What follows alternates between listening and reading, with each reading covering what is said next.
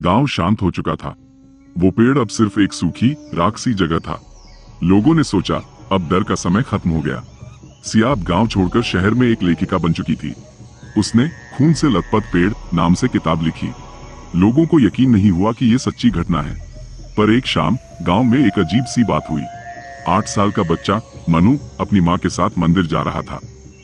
पेड़ वाली जगह से गुजरते वक्त वो रुक गया। मम्मी, उस राख के ढेर में कोई है। वो मुझे बुला रहा है। अर्जुन भैया जैसा दिखता है। उसकी माँ का चेहरा सफेद पड़ गया। मनु, चलो यहाँ से। पेड़ तो मर चुका है। पर बच्चे ने जो देखा वो असंभव था। राख के ढेर में से 2 लाल आंखें चमक रही थी। गांव वालों ने सिया को फोन किया। वो पेड़, वो फिर जिंदा हो रहा है। बच्चे अजीब सी बातें कर रहे हैं। सिया दौड़ती हुई गांव लौटी। राख के ढेर के पास खड़ी हुई। उसने जमीन पर ध्यान दिया। जहां पेड़ जला था वहां से एक नई काली फुंसी जैसी जड़ बाहर निकल रही थी। अर्जुन, क्या तुम सच में वापस आ गए हो? रात के समय सिया अपने पुराने घर में सो रही थी। खिड़की खुली और एक फुसफुसाहट गूंजी।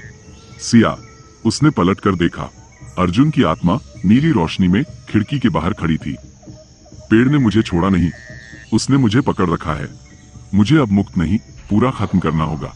लेकिन ये पेड़ अब सिर्फ मेरा नहीं, तुम्हारा भी है। अगली सुबह गांव में फिर डर फैल गया। मनु का छोटा भाई रवि गायब हो गया। उसका खिलौना पेड़ के जले हुए ढेर के पास पड़ा था। क्या आत्माएं फिर से लौट आई हैं? सिया समझ गई ये खेल पेड़ का नहीं बल्कि अर्जुन की आधी आत्मा का है, जो मुक्त तो हुई पर अधूरी थी। सिया ने तांत्रिक ग्रंथ फिर से खोला। उसमें अब एक नई पंक्ति जुड़ चुकी थी। मुक्त आत्मा यदि अधूरी रह जाए वो वापसी का द्वार बनती है। अर्जुन अधूरा गया था। जब तक वो पूरा मुक्त न हो पेड़ अमर रहेगा। सिया जान गई अब उसे अर्जुन को दोबारा मुक्त करना होगा। लेकिन इस बार बलि देनी पड़ेगी किसी और की। गांव में अफरा तफरी मच गई थी। 5 साल का रवि अचानक गायब हो गया। उसकी माँ रोते हुए चिल्ला रही थी, मनु, तू तो बता बेटा, वो कहाँ गया? मनु सुबकते हुए बोला, वो उस राख के ढेर के पास गया था। भैया ने बुलाया था उसे। सिया समझ गई ये वही भैया था, अर्जुन। पर वो अर्जुन नहीं, उसकी अधूरी आत्मा थी। सिया अकेली उस राख के ढेर के पास गई। जैसे ही उसने जमीन पर पैर रखा नीचे से एक हल्की सी कंपकंपी आई और फिर धुआं उठता गया। उस धुएं के बीच में रवि खड़ा था। उसकी आंखें बंद थीं और चेहरा सफेद। तुम सबने मुझे अधूरा छोड़ दिया, अब मैं अधूरों की दुनिया बनाऊंगा। ये आवाज अर्जुन की आत्मा की थी। सिया ने मंत्र पढ़ने शुरू किए पर रवि की आंखें अचानक लाल हो गईं। राख के ढेर के बीच से काले रंग की एक पतली शाखा ऊपर उग आई। धीरे धीरे वो बड़ी होती गई, जैसे पूरा पेड़ फिर से लौट रहा हो। सिया ने देखा शाखा पर खून की बूंदें चमक रही थी। हर बूंद में कोई चेहरा छिपा हुआ था। ये तो गांव के बच्चों के चेहरे हैं। पेड़ का पुनर्जन्म शुरू हो चुका था और इस बार पेड़ नहीं चाहता था आत्माएं छोड़ना। वो खुद गांव का मालिक बनना चाहता था। रात को अर्जुन की आत्मा फिर से सिया के सामने आई, पर इस बार वो अर्जुन जैसा नहीं बल्कि काले धुएं से बनी परछाई थी। मुक्ति आधी थी। पेड़ की जड़ें मुझसे जुड़ी थी। जब पेड़ जला मेरी आत्मा बंट गई। अब वो अधूरा हिस्सा गांव में है और उसे खत्म करने के लिए तुझे एक मासूम की बलि देनी होगी। सिया डर गई। नहीं, मैं फिर से किसी मासूम की जान नहीं लूंगी। तब पेड़ लौटेगा और गांव बचेगा नहीं। सिया मनु के पास गई। उसने उसे सब कुछ बताया।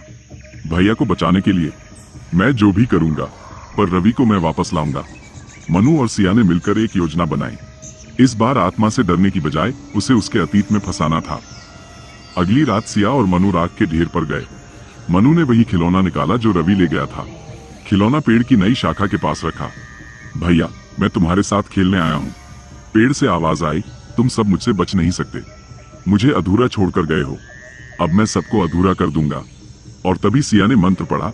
मनु ने पेड़ पर पवित्र राख फेंकी। धुएं से भरा चेहरा अर्जुन कराते हुए गायब हो गया। रात के तीसरे पहर रवि बेहोशी की हालत में झाड़ियों से बाहर आया। उसकी आंखें धीरे धीरे सामान्य हो गईं। पेड़ की नई शाखा मुरझा गई। राख फिर से शांत हो गई। लेकिन जमीन के नीचे से एक फुसफुसाहट आई, मैं खत्म नहीं हुआ, बस सो गया हूँ, फिर लौटूंगा। रवि की वापसी के बाद गांव में थोड़ी शांति थी। लेकिन सिया को यकीन था कहानी अभी खत्म नहीं हुई। उसे मंदिर के पुजारी ने बुलाया। पुजारी ने उसे एक पुरानी डायरी दी। ये उसी तांत्रिक की डायरी है जिसने पेड़ पर पहला तंत्र डाला था।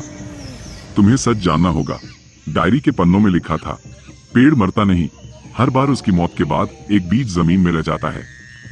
वो बीज किसी बच्चे के शरीर में पलता है। जिस दिन वो बच्चा रोएगा, बीज जगेगा और पेड़ फिर लौटेगा। रात के अंधेरे में मनु अचानक जोर से रो पड़ा। सिया दौड़कर उसके पास गई। उसके हाथ में पेड़ के जैसी एक काली गांठ थी, उसके सीने के ठीक बाएं तरफ। मनु, ये क्या है? मनु बेहोश हो गया। उसके जिस्म से हल्की सी हरियाली चमक रही थी। पेड़ का बीज मनु के अंदर पल रहा था। सिया ने फिर से अर्जुन की आत्मा को बुलाने की कोशिश की। नीली रोशनी में अर्जुन प्रकट हुआ, लेकिन इस बार वो पूरी आत्मा नहीं था। उसके आधे चेहरे पर अभी पेड़ की छाल चिपकी हुई थी। मैं खुद अधूरा हूँ सिया। पेड़ ने मेरा बीज मनु में छुपाया है। जब तक बीज नष्ट नहीं होगा, मैं भी मुक्त नहीं हो सकता। डायरी में एक और भयावह पंक्ति थी। बीज को नष्ट करने का एक ही तरीका है। जिस बच्चे में बीज हो, उसे उस पेड़ की राख में जलाना पड़ेगा। सिया दोराहे पर खड़ी थी। एक तरफ मनु की जान, दूसरी तरफ पूरा गांव। जब मनु को सच बताया गया, उसने अपने आंसू पोंछे और कहा, अगर मेरी बलि से सब बच सकते हैं तो मैं तैयार हूं, पर अर्जुन भैया को भी मुक्त करना है। उसकी मासूमियत ने सिया का दिल तोड़ दिया। रात के अंधेरे में सिया ने राख के ढेर के बीच मनु को खड़ा किया। चारों ओर मंत्रों का चक्र बनाया। अर्जुन की आत्मा आखिरी बार प्रकट हुई। उसके शब्द थे, तुम्हारी कुर्बानी मेरी मुक्ति है, पर याद रखना, बीज कभी पूरी तरह खत्म नहीं होता। ये डर कभी मरता नहीं। सिया ने मंत्र पढ़ा। राख में आग लगी। मनु का शरीर चमकने लगा। बीज जलने लगा। मनु बेहोश होकर गिर पड़ा। अगली सुबह गांव में फिर से शांति छा गई। पेड़ की राख पूरी तरह ठंडी हो गई। मनु ने आंखें खोली। उसके सीने से गांठ गायब थी। अर्जुन की आत्मा आकाश में बिखर गई। उसकी आवाज आखिरी बार सुनाई दी। मुक्ति मिल गई, पर कहानी खत्म नहीं। पेड़ का बीज हवा में अब भी है, किसी और की सांस में। मनु की तबीयत अब ठीक थी।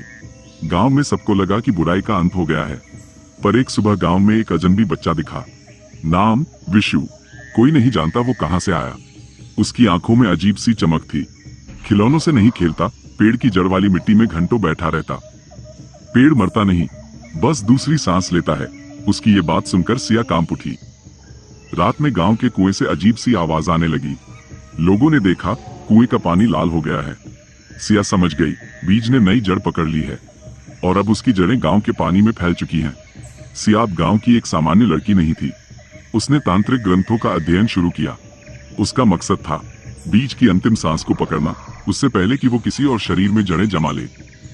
अगर बीज हवा में है तो उसे तंत्र की जंजीरों से बांधना होगा। उसने एक नई तांत्रिक ताबीज बनाई, जिसे पहनकर बीज वाले बच्चे को पहचानना संभव था। सिया ने विशु के गले में वो ताबीज डाल दी। जैसे ही ताबीज उसके गले को छुआ, ताबीज जलने लगी। विशु की आंखें लाल हो गईं। उसने गहरी आवाज में कहा, मुझे रोको मत, मैं बीज से पेड़ बनूंगा, और इस बार मैं पेड़ नहीं, मनुष्यों का जंगल बनाऊंगा। सिया ने गांव वालों को बुलाया। सभी ने मिलकर मंदिर के आंगन में एक यज्ञ मंडप सजाया। तांत्रिक मंत्रों के साथ बीज को जलाने की तैयारी होने लगी। विशु को उस मंडप के बीच में बिठाया गया, पर ठीक उसी वक्त उसके शरीर से काले काले पौधे उगने लगे। उसका शरीर पेड़ की शाखाओं में बदलने लगा। सिया ने मंत्र पढ़ना शुरू किया। विशु की आंखों से खून टपकने लगा। बीज हवा में एक लाल रोशनी बनकर तैरने लगा। पेड़ की परछाई गांव की हर दीवार पर दिखने लगी। इस बार तुम्हारा अंत होगा, बीज भी और तुम्हारी जड़ें भी। सिया ने आखिरी मंत्र बोला।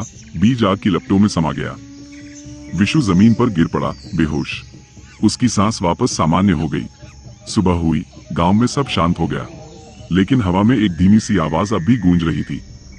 पेड़ खत्म नहीं होते, हम सिर्फ जड़ों में छिप जाते हैं, फिर लौटते हैं। सिया जानती थी ये अंत नहीं था, ये तो बस एक और शुरुआत थी। तो दोस्तों, आज की कहानी यही खत्म होती है। उम्मीद है इसने आपकी रातों की नींद थोड़ी और उड़ा दी होगी। क्या आपके रोंगटे भी खड़े हो गए थे? हमें नीचे कमेंट में जरूर बताना। अगर आपको यह वीडियो पसंद आया तो इसे लाइक करना मत भूलना, और अगर आप ऐसी ही और डरावनी कहानियां सुनना चाहते हैं तो हमारे चैनल को सब्सक्राइब जरूर कर लेना। बेल आइकन दबाना मत भूलना, ताकि हमारी अगली रूह कंपा देने वाली कहानी सबसे पहले आप तक पहुंचे। याद रखना, अंधेरे में हमेशा कुछ न कुछ छिपा होता है, और अगली बार शायद वो आपको ही ढूंढ रहा हो। शुभ रात्रि, या शायद नहीं।